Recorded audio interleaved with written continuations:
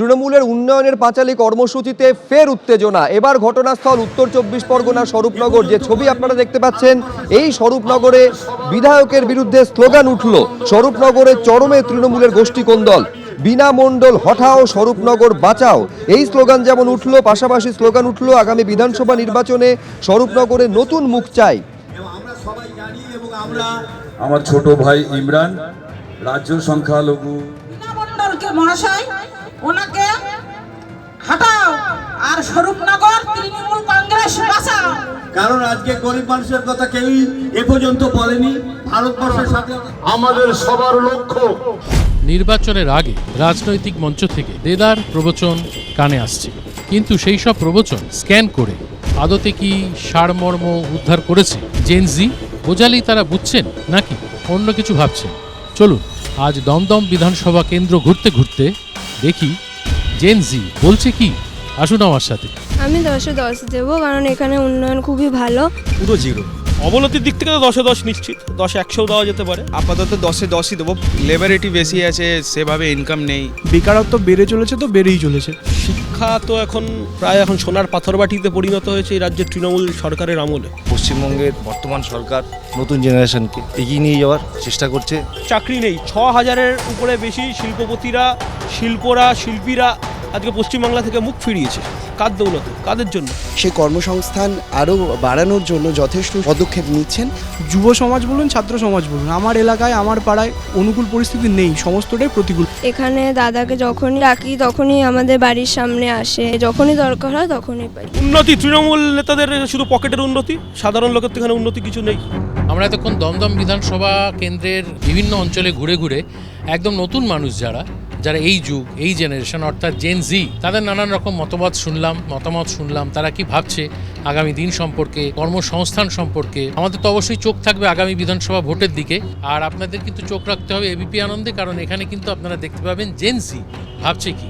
আজকে খানিকটা বোঝা গেল জেন জি ভাবছে কি, কিন্তু আরও অনেক বিধানসভা কেন্দ্র ঘুরতে হবে এবং নতুন ভোটারদের, নতুন মানুষদের, আগামী প্রজন্মের মতবাদটা আমাদের জানতে হবে, তাদের ভাবনা চিন্তা সম্পর্কে ওয়াকিবহাল হতে হবে, কারণ জানতে হবে, বুঝতে হবে যে তারাই কিন্তু আমাদের ভবিষ্যৎ। তাহলে আপনাদের চোখ থাকুক এবিপি আনন্দে এবং দেখতে থাকুন জেনজি ভাবছে কি।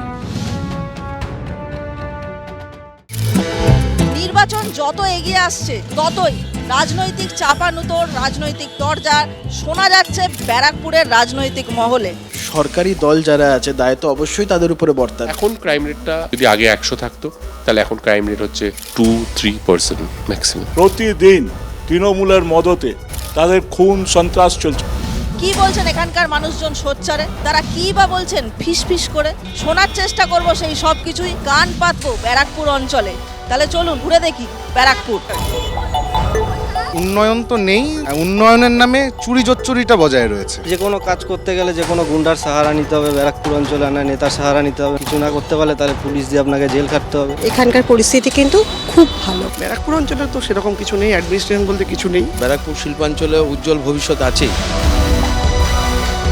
ব্যারাকপুর পৌরসভা, টিটাগড় পৌরসভা, আর এই দুই পৌরসভার যত ওয়ার্ড আছে সেই সবকটাই কিন্তু ব্যারাকপুর বিধানসভা কেন্দ্রের অন্তর্গত। গত বিধানসভা ভোটে এখান থেকে তৃণমূলের প্রার্থী হয়ে জিতেছিলেন রাজ চক্রবর্তী, পেয়েছিলেন প্রায় 69,000 ভোট। দ্বিতীয় স্থানে ছিলেন বিজেপির প্রার্থী চন্দ্রমণি শুক্ল, তিনিও পেয়েছিলেন 59,000-এরও বেশি ভোট। রাজ চক্রবর্তীকে এখানে শুধুমাত্র বিভিন্ন অনুষ্ঠানে পাওয়া যায়, সাধারণ মানুষ নিজের দুঃখ দশার কথা বলার জন্য রাজ চক্রবর্তীকে পান না। আমাদের মাননীয় মুখ্যমন্ত্রী মমতা বন্দ্যোপাধ্যায় মানুষের জন্য 365 দিন ভাবে এবং নানা রকম ভাবে মানুষের পাশে থাকে। ব্যারাকপুর অঞ্চলকে ইন্ডাস্ট্রিয়াল ডেড বডি বলা হচ্ছে, কাদের ওপর দায় চাপাবে? অবশ্যই তৃণমূল। সরকারি দল যারা আছে দায়িত্ব অবশ্যই তাদের উপরে বর্তাবে। সবাই মিলে এটা করেছে, শুরু করেছে সিপিএম, তারপরে বিজেপি। তৃণমূলের যিনি বিধায়ক, তার নেতৃত্বে যারা এখন কাউন্সিলর হয়েছে, তার একটা বড় অংশ সমাজ বিরোধী। মানুষের হাতে কাজ নেই বলে এই ইন্ডাস্ট্রিয়াল বেল্টে ক্রিমিনালাইজেশন বাড়ছে। অনেকটা কন্ট্রোল, অনেকটাই ক্রাইম রেট কমেছে। এই বিভাজনের রাজনীতির বিরুদ্ধে আমরা মানুষের রুটি রুজির সংগ্রামকে নিয়ে এগোচ্ছি। ব্যারাকপুর অঞ্চলে তোলাবাজি বা সিন্ডিকেট চক্রের প্রভাব আছে? চারিদিকে ছড়িয়ে রয়েছে তোলাবাজি আর দাদা। এখানে গুন্ডা মাফিয়া রাজ চলে। 15 বছর ধরে ব্যারাকপুরটা করাপশনে ভরে গেছে। ব্যারাকপুর পুরোপুরি মনে করি যে শান্তভাবেই আছে। তৃণমূল মদত দিয়েছে। এখন অনেক বেটার, অনেক ভালো, অনেক শান্তিপূর্ণ। মানুষ যখন দেখে অন্যায় হচ্ছে, অবিচার হচ্ছে, তখন তারা প্রতিবাদ করার জন্য রাস্তায় নামাই উচিত। দাদা 10 টাকার বাদাম দেবেন তো?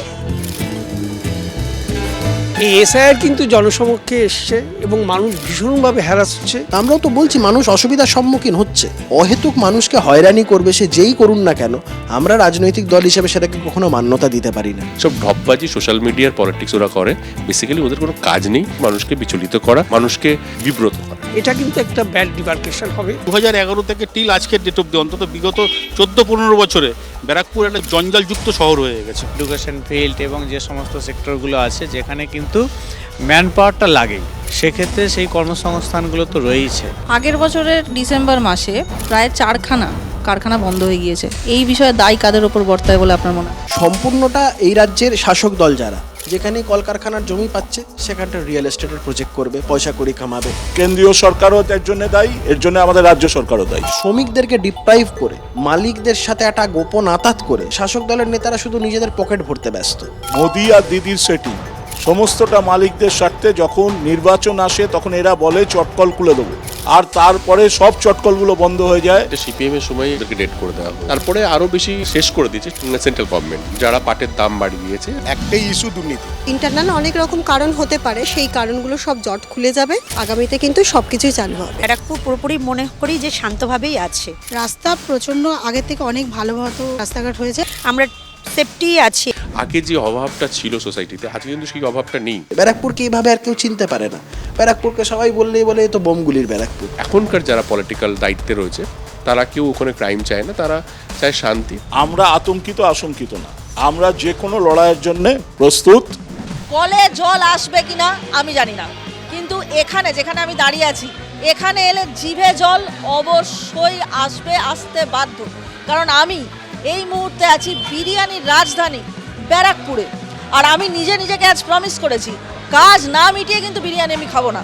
তাহলে চলুন, বলেছিলাম কাজের শেষে বিরিয়ানি খাবো।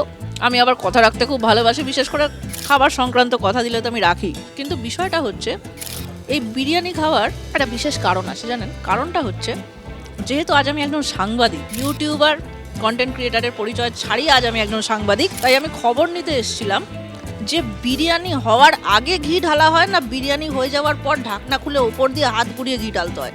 এই খবরটা আমি আলটিমেটলি পাইনি, কিন্তু আপনাদের আজকে আমি প্রচুর খবর দিয়েছি। আশা করি আপনারা সেই খবরগুলো শুনে একটু হলেও ইনফরমেশন পেয়েছেন। তাহলে এবার আমি চলে যাচ্ছি না, এখানে তো থাকতেই হবে, বিরিয়ানিটা নাহলে কে শেষ করবে বলুন, ওটা আমায় করতেই হবে, কিছু করার নেই। কিন্তু বিষয়টা হচ্ছে আপনারা দেখতে থাকুন তারকার চোখে তারকা কেন্দ্র, চোখ রাখুন এবিপি আনন্দ। এবিপি আনন্দ, এগিয়ে থাকে, এগিয়ে রাখে।